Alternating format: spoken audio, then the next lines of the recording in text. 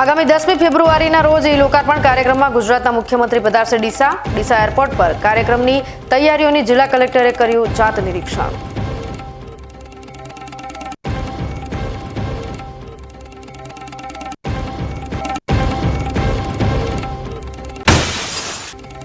કર્માવત તળાવને લઈને મુખ્યમંત્રીના આશ્વાસનને પગલે આંદોલન સમેટાયું। વહીવટી મંજૂરી મળવાની ખાતરી મળતા સરકારનો માન્યો આભાર।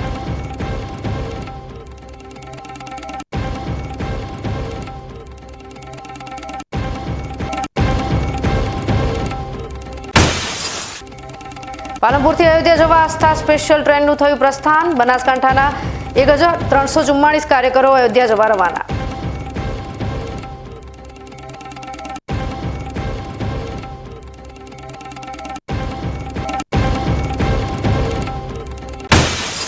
કાંદરા તાલુકાના ગ્રામ્ય વિસ્તારના મુક્તિધામમાં ભઠ્ઠીઓ ફિટ કરવા માટે ગ્રામ પંચાયતો પાસે નથી સમય।